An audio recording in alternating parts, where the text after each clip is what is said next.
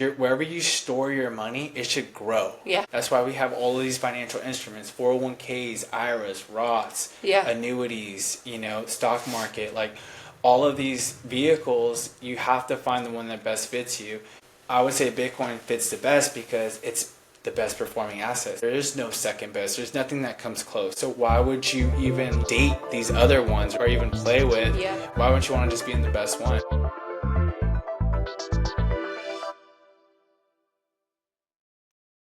Welcome back to the Moon with the Lunas podcast, where we will be breaking down Bitcoin for real couples and real life. We are Anthony and Danielle, and today we are going to be breaking down Bitcoin 101, what it is, why it matters, and any misconceptions that people might have about Bitcoin. So I'm actually really excited about this episode because I feel like this is meant for me. I feel like I am going to be the one that's going to be learning a lot about this, but I'm excited because I feel like I have more answers. Actually, I think I can maybe answer some of these things, and it means I'm learning. So I'm really excited to be able to kind of cover some Bitcoin 101 concepts. And so I'm going to ask some questions to Anthony. We're going to kind of chat a little bit too, and yeah, maybe I'll see if I know any of these answers. So today, the Bitcoin price. 89. It's around 89,000. Yes, around 89,000 today. So today is December 6th. So you guys will be seeing this a little bit later, but it is 89,000. So we wanted to make sure that we do that because it's nice to look back on and see how the price has changed. So it's going to be cool to see that. And it's super volatile too, so we can see how it goes up and down. But overall, if you zoom out, it's constantly going up, right? A lot of people get hooked on, oh, well, it can go down a lot, right? Right. But if you just zoom out, it's just constantly going up. Like people will freak out on these little dips, but overall, it's just going up. I was one of those people too, because I was like, oh gosh, like when it dips, it's like, isn't that a bad thing? So I can definitely see how people could perceive it as like a very volatile thing to, either invest in or, save in or however you utilize Bitcoin. How long has Bitcoin been around? 16 years. So it started in 2009. Which is interesting. Like it was birthed during like the great financial crisis in '08 when it was a crash. We didn't really feel it. We were in school at the time, but I do remember some parents and family and friends that were talking about it, like losing stuff and just getting completely gutted. Like thankfully we didn't, because my parents, we were doing okay, right? But it was, thankfully ducks were in a row and things were working out fine. But we definitely had friends that, experienced a very drastic life change. That's very interesting that I came out around that time. But yeah, just kind of to dive in, how would you describe Bitcoin to like a 5 to 10-year-old? Yeah, that's a really a deep question because Bitcoin is so many things once you start learning about it. Yeah. But we'll just keep things very simple and surface level. So it's internet money and you can send it anywhere in the world. And what's cool is like no one can shut it off or no one can, deny your transaction, which is really unique, right? Right. Like usually you have to go through a bank or through a Western Union, like, or Venmo or like a third party type of deal. But what's awesome is that it's peer to peer, which is something we've never seen before. If I want to send Maria, in Australia, my cousin, $100 or $1,000, I can send her some Bitcoin, and then it gets to her right away. It gets to her right away. It's a few cents, like the whole transaction, Right? And that's nothing, right? And no one knows that I sent Maria $1,000 because it's between me and her, which is how I think transactions should be. And it goes back to privacy and Yeah. Well, that's a very, it's hard to, like you said, Bitcoin is such a big concept that it is hard to kind of tail it down and to make it a smaller idea for someone that's just learning about it. Yeah. But that's perfect. I think that's a great explanation of it. So how is it Well, I guess you kind of answered this already, but how is it different than regular money? Well, it's what they use this word called decentralized, and basically there's no bank, no government, and no company can shut it off or have control of it, basically, and which is super beautiful. And the most important thing is that no one can print more, Hmm. right? And our dollars right now, they get printed every day. Anytime you print more than whatever it is that you're printing, it gets devalued, Yeah. right? If you get, for example, time there's a limited supply, it then basically it increases the price or Right. the value of something. Right. And how, like, is there a cap of So Bitcoin? there's Like, is there, 21 million Bitcoin. okay. There's no more or no less. And Will it's there ever be more? no, there can't. Oh, That's a great question. And that's what a lot of people think like, oh, well, what if the person whoever created it like can no, added it's more. like Yeah. in code, it's a network, and that's it. You know, Okay. the person that created Bitcoin, his name is Satoshi Nakamoto. And thank you, Satoshi Nakamoto, for having such a great invention. Don't know if it's one person or two people or a group of people. Right. If I had to take a guess, I would probably say a group of people or a few people Yeah. because like the way that it was created, like pretty much covered everything of Right. like, how if someone tried to like manipulate it or someone tried to like invent it Right. or someone tried to like put a fork in the road. So Right. fork in the road is almost try to change it.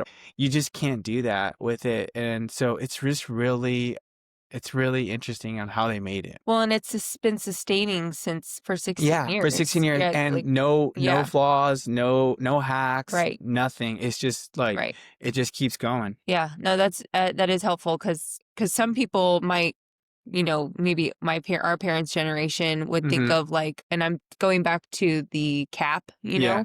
of gold, Yeah. right? And like having I know you've talked about gold standard when we've been chatting before. I guess the question is, why do some people say that Bitcoin is like digital gold? This is a great question. So, it's digital gold is because it's the closest thing to gold, right? And so we've been using gold for about 3,000 plus years now as a currency. And with that, we were in 1971. Nixon, President Richard Nixon, down the street from here, from Yorba Linda, basically took us off the gold standard, which was like the dumbest thing you can ever do. And so he took us off the gold standard, and so now our dollar is backed by good faith and government credit. And so that means that they can just print as much money as possible, Right. right? And just a side note, you could just print money. Why do we even have to pay taxes? Right. Right? Like there's so much There's so much that you can dive like into you could that, dive like that into like one thing where just you from could, printing yeah, dollars. Like we trade our most precious time and commodity. We go to work, we leave our families, we leave our spouses to go get this dollar so we can provide for our family when someone can easily just at a button just like make more. But so it's just oh my gosh, what are we doing here, yeah, right? Like, Jack Mahler's is he has a great quote. He's like, "No man should ever work for what another man can print." mm, And I think that's so deep, that right? is a very deep concept. Yeah, Like just hitting a button and like, oh, here's 100,000 when that would take somebody like a year or two or whatever your yeah, profession is, right? right, To produce that and add value to people when someone can just at a click of a button, right? And that's just 100,000. Like it can easily be billions, right. millions, right? And by taking the dollar off of the gold standard, it devalued it because there was no cap, right? If I'm understanding that correctly, like because Yeah. Bitcoin has the cap, right? And it creates hmm a more of a valued, This is valuable it's just because more it's valuable. a limited supply. It's scarce. We know how much there is. And so when the dollar was backed by gold, it also created the dollar to have more value because of, right? Yeah, because it was backed by something Something, concrete, right? hard. It's considered, gold is considered a hard asset. You can't really produce a lot more gold. You can't, it's hard to mine gold. And Right. so, and we always knew that gold's valuable, right? And another reason why is because we've been using it for 3,000 plus years. So it's kind of been like a gold standard. Yeah. There's always been a gold Yeah. standard, right? When it comes to currency and money. So and I think that's a really helpful concept for like either newbies that are learning about Bitcoin or maybe an older generation learning about Bitcoin, right? Who are trying Yeah. to understand this like futuristic kind of digitized monetization, Yeah. right? Of understanding that Bitcoin is kind of like digital gold, you know? It is kind of like It is. our I would say it's our generation now. yeah, We've never seen anything, and we've also in our history we've never seen anything have a limited supply. And being able to do all the things that money does, right? yeah, Being a current of exchange, being able to send it, being portable, where you can take it anywhere with you. With gold, one of the arguments would go like, yeah, let's just say you have a lot of gold, right? But like, if you ever wanted to go to another country or you ever wanted to move somewhere, like you have to take all this gold with you. yeah, It takes like security. It takes people yep, to move this, right? mhm, People are going to question you, and then people might want to take it from you if you have to go across right, other countries, like, why are you taking all of this, right? right, And so there's all these red flags that come up with gold. But it's been a standard for a while. More people are familiar with it, right, and so it's like a safe haven for them. yeah, But moving forward, people are going to understand when they learn, and it's also Bitcoin's going to be integrated in every aspect of our lives. It's slowly going to be integrated, yeah. and then everybody will use it. Just like I remember I was in that growing up in that age where like I remember the dollar, and then it was going we went over to we converted over to credit cards and like these machines, and like they would Oh, roll yeah, it yeah, and that's crazy. all of this stuff. And then it went over to like the sliding, and then it went to the chip, and then it went to the Tap, tap, right? So people will adjust, and people will adjust to Bitcoin because you can ignore it now. But again, I just think that you got to do your research because it's going to be something that's going to affect all of us in our everyday lives because it's too great of an invention, an idea, and it's too pure and sound where people can't ignore it. yeah, for Hmm. sure. Yeah, that's really good, and I like just to be able to for people who are watching or listening, they can understand, you know, kinda to relate to something that we've heard before. For me, at least, that's always helpful. But yeah, let's kinda go into, like, how Bitcoin works a little bit. So, I wanted to see, why do people think that Bitcoin is the future of money? Yeah, well, it's global. Like, so again, you can send it anywhere to anyone that has an internet access. Like, that's huge. Especially, it's super impactful for people that live in poor areas in the world too, where Yeah, they can actually get out of this because if they're working and they put their little whatever their dollar, their currency is, and they store it in Bitcoin and they save in Bitcoin, and Bitcoin goes up, which is going to, right, right. just over the 16-year track record that it has, it could take these, it can free them from wherever they're at, right? A lot of countries, these third world countries, their money is getting debased. It's getting inflation is through the roof. And so they can't escape this. So by being able to like store it somewhere else, and it allows them to kind of like escape whatever situation they're at. And, and then whatever money that they earn, they can put it away and then it can grow. And so it's a huge thing. I think, Yeah. yeah. Yeah, for sure. And I think when you had shared that with me, I thought that was such an interesting thing to think about because we see countries that are, you know, where there's severely poor homeless people or like even Hmm. children who are hungry. Hmm. If a mother could put in a few, you know, whatever their currency is And it into goes Bitcoin and up. it goes up, oh my It's gosh, like like they would be like, wow, like we could get out of here, their right? life could change, you know? So that is a very interesting concept to think about because it is universal. Yeah, and their governments are we don't see it because we live in a like a prosperous country. Like we live in the best country, even though we have a lot of flaws here and it's not perfect. But we do live in the best country in the world. And when you go to these other countries or and you study about these other countries, like their governments are just making money up like every day, and then they'll just print it. They'll like, hey, this is gonna be the new currency. Okay, like just use it. And Mm, then they'll just print it more and more and more, and that money goes down in value. And everyone's like, dude, this money's worthless. It yeah. doesn't buy me anything.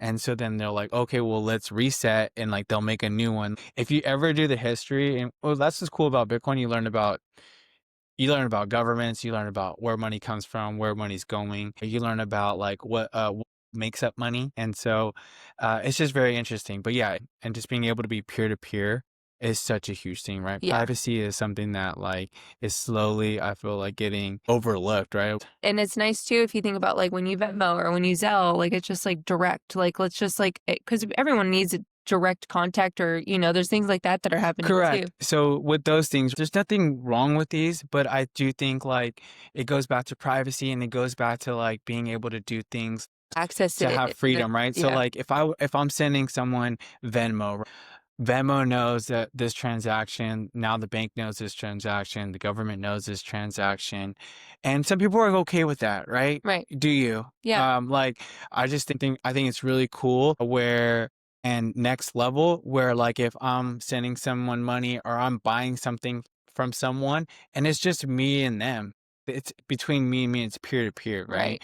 And no banks involved, like no nothing, no Visa, no MasterCard, none of these third parties are involved. It's just between two individuals that are trading. So Yeah, yeah. that's a good point that you made there too. And to add to that, why do people, why are they kind of using Bitcoin as a savings, like in a sense? Yeah, so Bitcoin can be, depending on however you view it or utilize Bitcoin, some people use it as an investment. Some people, which I don't think I think they still have to do more research if they're calling it investment. Some people utilize it as a savings account.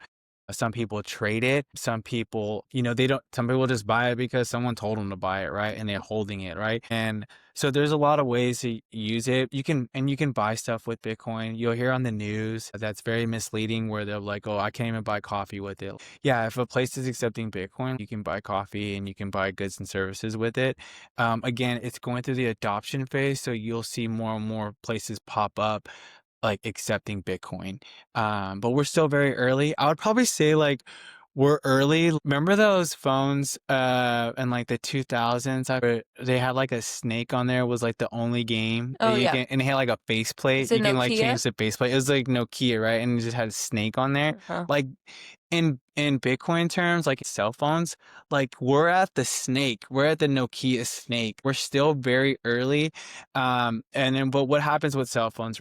They just took off, right? It was like the Razor, and then all of the like the Blueberry and then the iPhone and then now it's still the iPhone, but like it just takes off Was very it called a rapidly. blueberry or was it called Oh, blueberry? BlackBerry. BlackBerry. BlackBerry. That was actually my favorite phone. I used to love the BlackBerry. I Blueberry. met you when you had a blueberry. Yeah, BlackBerry. No, I love that Oh phone. my That was a gosh. great I phone. was like a blueberry. Oh man, so good. Oh my gosh. Um, when we were talking about savings too, is it because like when we go into, if we were to save our money in a bank, like in the old days, you used to be able to like build interest. Remember? Like I feel like, well, I remember I feel like my auntie would put her money in the bank, and she lived to be 100. So she lived through every phase of the world, I feel like. But I remember she was like, always put your money in the bank. And then she would always keep cash on her, of course. But she would, because she wanted it to build interest. And at one point, banks would build interest in your mm-mm, savings accounts. mm-mm. But now I feel like, well, for one, that doesn't happen anymore. And then, so it kind of makes sense why someone would see Bitcoin as a savings Mhm. because it can grow, right? Yeah. It can like, Yeah. No, no, earn you more, absolutely. right? Well, and if it's in the bank, so think of it like this. So if you have your money saved, right? Like back then saving was looked up to, right? It was Yeah, something that people would hold on to and value and like and even with homes, right? It's a store of value today, but it's in Bitcoin terms, it's actually getting homes are getting cheaper. But going back to your case, I'm gonna try and stay focused. you're doing good. But it's really good because it's so over 16 years, Bitcoin has gone from $0 to $126,000. And so like that's a lot of money. I mean, that's a lot. I don't want to say a lot of money. That's a lot of growth, right?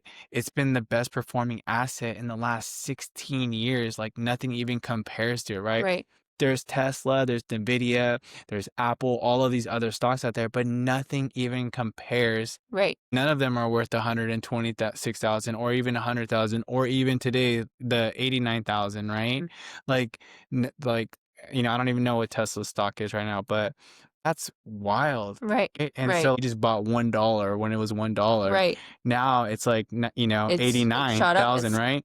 There is some volatility, but also it's showing more growth than Yeah, volatility, but right? going up more, right? Right. And so I would see it as a savings vehicle. It's really great. Like you're just gonna put it away and Yeah. you're just gonna, whatever you can, you would put it away and then go and live your life. Yeah. You know, Yeah. it's a very important, like, go and live your life because you're wherever you store your money, it should grow. Yeah. Right? That's why we have all of these financial instruments, 401ks, IRAs, Roths, Yeah. annuities, you know, stock market, like all of these vehicles, you have to find the one that best fits you. And I would say Bitcoin fits the best because it's the best performing asset. So why there is no second best. There's nothing that comes close. So why would you even date these other ones or even play with? Yeah. Why wouldn't you want to just be in the best one? Yeah. Right. And so, yeah, that's kind of how how Like it this. works as a savings. Yeah, for sure. No, that was really good. And Mhm. I find it helpful to kind of see how it grows. And I compared a lot of things to when my aunt was alive because I was Mhm. like, gosh, she lived through all these different phases of money too. Mhm. That, oh, she did this way, and now that would never work. You know, it Mhm. just wouldn't even that Yeah. wouldn't even happen. Now that we've kind of learned a little bit more, why, like, how can someone buy Bitcoin? So if I am like, okay, I have all this information, I've been reading books, like, gosh, this is the best thing ever. Okay, Yeah. like what next? What's the easiest way for a beginner to buy Such a Bitcoin? great question. So there's these exchanges out there. It's just like I think of it like with stocks, right? You can go to Charles Schwab. You can make a Charles Schwab account. You can make a Robinhood account and buy stocks. And so there's certain exchanges that are like Bitcoin only, or there's Coinbase where you can buy Bitcoin and other altcoins, which are basically other coins that are not Bitcoin. We won't even give them the I time or day think to talk about I it. think in our first They're episode, if you go back, he calls them poop coins. Yeah, they're just So poop. Like, they're poop. yeah, it's just it's gambling basically. It's Yeah. gambling. And then there's exchanges where it's like there's Swan and River, and these are like Bitcoin only ones. And those are ones that I would highly recommend, we're not getting paid from them or anything like that to recommend them, but I Yeah. do recommend those ones. Those are some that I've used in the past that are easy, user friendly. And so I think, and again, keeping it super simple, like all you have to do is if you want to get some Bitcoin, you get some and then you just hold on to it, Okay. right? And so by getting some, do you mean like so you have to like connect probably your bank to the app, right? Yeah. Because it's still an And again, introductory phase. we're still in the Yeah. banking world, Right. Wells Fargo's, the Chases. So it's just like connecting it, like you're connecting your Amazon, right? You have an Amazon account, Hmm. and you buy stuff and it takes it out of your account, right? Gotcha. Same concept. And so you're just trading dollars for Bitcoin. Right? And River and Coinbase would be considered an exchange, correct?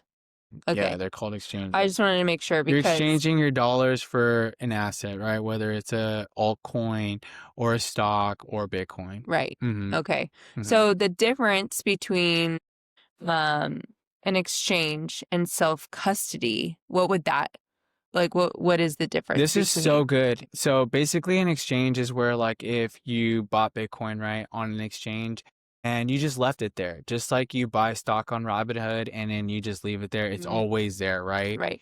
And so that's called you're just leaving your money on exchange. You're leaving your Bitcoin on exchange. You're leaving your stock on an exchange, and that's fine, right? I Hmm. think that's as a beginner, when you're learning, I think it's fine. But the more you learn and you understand how valuable Bitcoin is, then you want to take it off, and it's called self custody. You want to take it off the exchange. So I think we were talking it a little bit before. I think you were talking about like you were comparing it to like paper when you would save Oh paper or yeah, something so like back that, in the or like day when essays or something. we were in college, because we didn't have a printer. So we would have to go into the library and we had to use like the USBs to save all of our papers, right? Yeah. So we would make sure to like put the USB on there and save your paper. But if you didn't do that, we're going to pretend that the computer was the exchange, right? Mm, And based on what you've shared with me, it's something called a hardware wallet, yeah, right? hardware wallet. Yeah.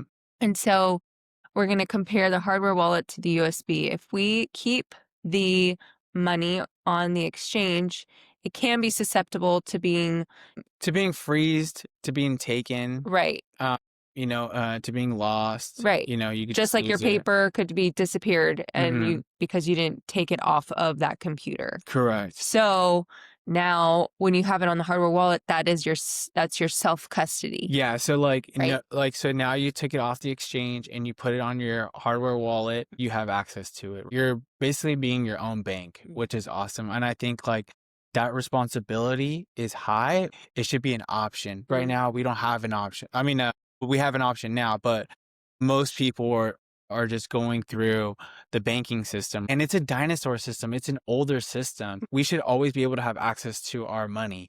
Banks are closed after 5, Yep, and then on the weekends, they're closed. Sundays, they're not even open. Like, we should always be able to have access to our money if we right, ever want to get to it. If you use, like, your card, right, and then all of a sudden it's pending, it's, like, pending for 3 days, and then now some people who are, who don't budget or, are on top of their finances, whatever it is, everyone's different.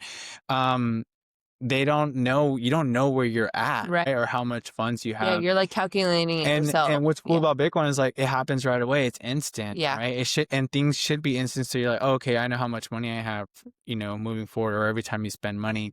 So there's a lot of flaws in our current system, and we just go about life. And I think that's just because we're so distracted. We're so immersed in life.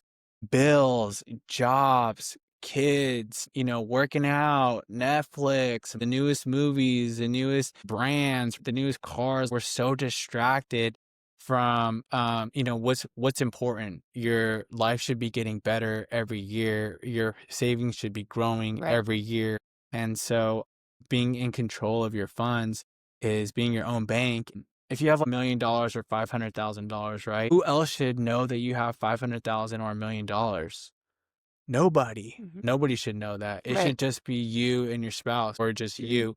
No one else. No bank should know how much money you have. No government should know how much money you have. You're the only person that should be fully in control.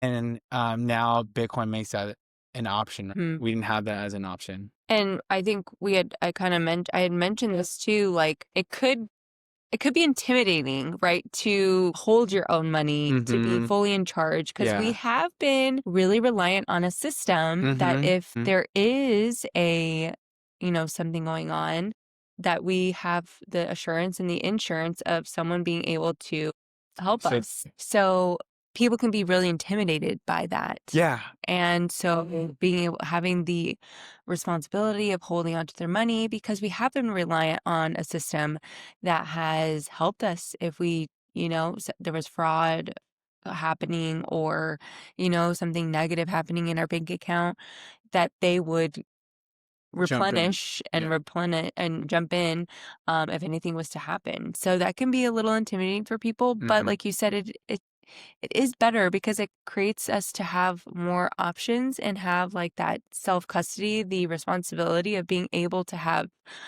um the autonomy to be able to Yeah. share money the way we want to, you Yeah, know? I think that's really a great point. Overall, it's having options. It's Yeah. like we don't have to participate in the system like we're all forced to go through. Yeah. Like, I don't know, I just feel like there's handcuffs there, Right. like invisible handcuffs. Yeah.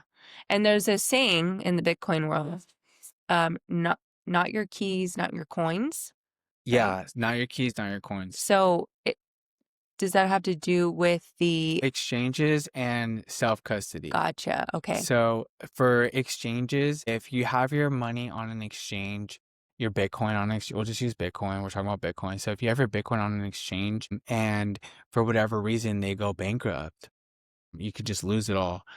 So the reason why this is important, because this has happened in the past, and this actually just recently happened in 2020. It was FTX. This guy, Sam Bankman-Fried, long story short, he had this in exchange and everyone used it and he would pay celebrities. Everybody thought it was more credible. This is a credible exchange because Tom Brady, right? Or Kim Kardashian or XYZ or any athlete that was like sponsoring Yeah. this, right? It was just numbers on a screen, right? Wow. And that's kind of how our actual current system works. Banks don't really have any money. It's just numbers on a screen. They're forced to, it's a fractional reserve banking system. So basically, if you deposit $100 in your bank account, Hmm. the bank is only forced to keep 10%, which is $10, right? And they would go ahead and lend out the other $90. And they can do that Hmm. because they're the bank. So what happened with that situation? So they got the guy, Sam Bankman. So he's in prison right now. Yeah, so they got him. He was, like, in the Wow. Bahamas or something like that, It's horrible. and, you know, a lot of people lost their money, but then there's a lot of people that are sharing like, well, if you had it self custody, you actually have all your money right now still. Yeah, There's no, you're not like very relying true. on somebody. Mhm. And so, I don't know, it was just a really good example, but, and you just get comfortable with it, just like anything, right? You're learning a new skill set, you're learning a new job, you're learning how to start a business. The more you do something, the easier it's going to get Yeah, for easily, sure. right? And that's a good thing to share with people who are wanting, one, to buy Bitcoin. Where do they do it, right? Which is on the exchanges that we mentioned.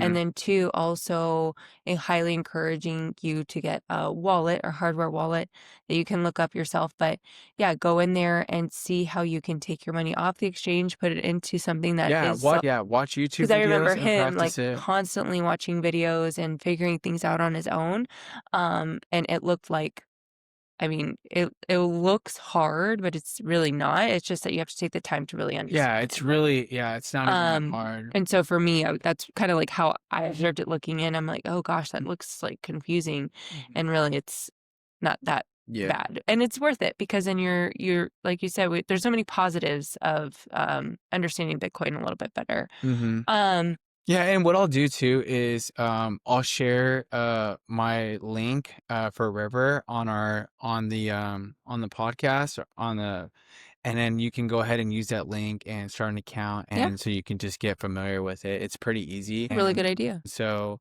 it's Cool. great. No, that's awesome. Um, what are some mistakes that we can, learn from or avoid? That one, learning how to self-custody is Okay. one of them, and then I'm a huge, huge believer in studying Bitcoin because anytime you do any investments, right, any stocks or any and you wanna, like, look into getting rentals, you wanna buy a house, like, you have to do the research, right? You Mhm. have to figure out, "How do I do this?" You know, your ABCs are very important, getting back to the fundamentals, you know, taking a course or you know, watching YouTube videos. I like to call it YouTube University. Like you can learn anything now It's very on true. YouTube. And Yeah. so you're just doing your homework. I think it's very important. Like anytime that you're gonna try something new, you have to do your homework. Like for example, on this podcast, we watched so many videos on like what to buy or like what programs or what platforms like to leverage so we can go ahead and make this happen, right? And so Yeah, we had to learn, way to do it, as you know? we went, And and we're still learning. yeah. And so, like, we're, like, gonna mess up, and so, you know, just hang in there with us. We're just gonna we'll get b you know, we're gonna get better every episode that goes by, so Yes, absolutely. a lot misleading thing about Bitcoin is, like, people think, like, "Oh, they're trying to get rich quick," or it's a pyramid scheme, like, there's literally a pyramid on the dollar. What are we talking about? It's not a Yeah. pyramid scheme, and the more you learn it, the less riskier it is, and you're just like, "I need to get out of this current system and get into something that's more scarce and valuable with a limited supply."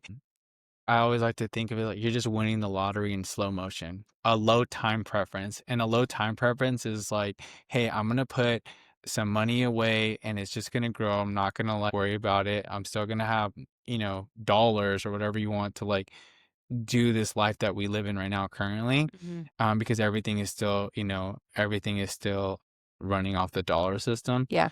But yeah, and Bitcoin's just gonna keep going up. So what do you mean by like winning the lottery in slow motion, right? Well, if they're just printing dollars, trillions of dollars, like we're at the pace where I think it was like earlier this year, we were like every 3 or 4 months, we were printing like $1 trillion and we're adding that to our deficit.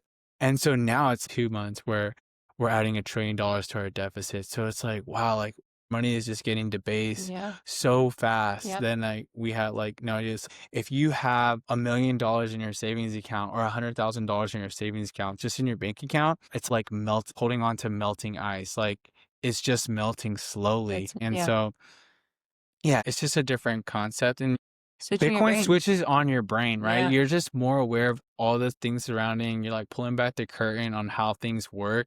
And Henry Ford has this great saying. I was just reading in this book. He was talking about how if the people knew the financial system, how it's run, there would be a war by tomorrow morning. And when you study Bitcoin and you're like, oh my gosh, like I need to get out of this like as soon as possible Mhm. because we're just like getting finessed. We're like we're just getting finessed, like with taxes, with loans, with Like getting interest taken rate. advantage of, Oh, kind of? Yeah. absolutely. Everyone too. Like no one, like Yeah. even if you're like a Everyone. multimillionaire, Yeah. billion, like everyone, like Elon's getting finessed.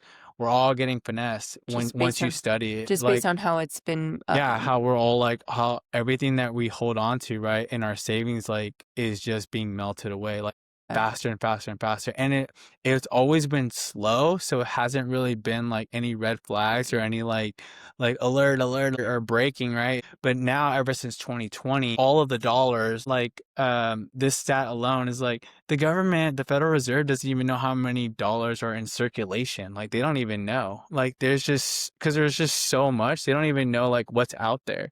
And so it's just, that's I don't know, it's just interesting. eye-opening once you study it. Mhm. But does someone have to have like a lot of money to be able to buy No, that's a Bitcoin? great question. So a lot of people think like, oh, I'm late to buying Bitcoin, even though Bitcoin's at 89,000. It's like, no, you can dollar cost average, right? Most people don't have like $89,000 Right. around, Just so laying they around. can just buy Bitcoin.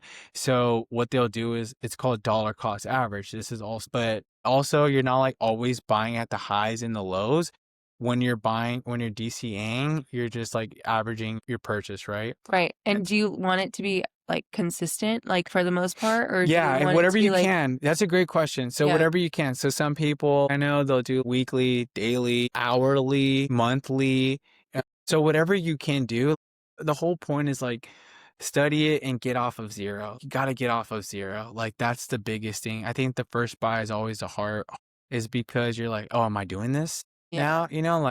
Like this thing you're that kind of everyone's committing talking into it. about Yeah, like yeah, or like, am I just going to buy it and sell it? Like you kind of don't know what you're yeah. doing, right? And that's why I always think like doing your homework and studying it is so good. There's so many good books out there. I just read this book by Neil Flesher. Neil, if you're watching this, thanks man for your amazing book. It's called Modern Chains and it really touches we're slaves. We're participating in the system and the money is getting debased. And it was just really good. It was actually one of my favorite Bitcoin books. Um, So not too late to buy Bitcoin, and you want to make sure that you have kind of like a dollar cost average that you can, Whatever you can do, whatever like you could you just do. do your research, like big buys, small buys, whatever. I think Right. dollar cost average is a really good thing to study. Dollar cost average is great, right? Yeah. Even if you have a lot of money, or you don't have, or you have a little bit of money, Yeah. or wherever you're at, I've heard also that maybe a misconception would be that Bitcoin is only used by criminals. do your own research, right? With cash, people do scams and frauds with our daily system, right? And hack and, get into people's identities, It like is. with money and everything like that. Like you can still, counterfeit. You can do all of these Yeah. things with I feel like majority cash. of us have also been hacked or, Yeah. like those types of things have happened too. Um, awesome. I feel like we touched on a lot of concepts tonight. Nice. Yeah, and a lot of things that would help us. I'm making sure that I didn't miss anything here, but yeah, if you want more of us, if you want more of the Lunas, please like and subscribe to our YouTube and also leave a comment, leave a review on our Apple Podcasts or wherever you're listening on Spotify as well. We'd love for you to follow our show and we'd love to hear any feedback that you have for us because we're still learning, we're still growing. So we really appreciate you guys. And until next time, stay curious, stay stacking, and we will see you on the moon.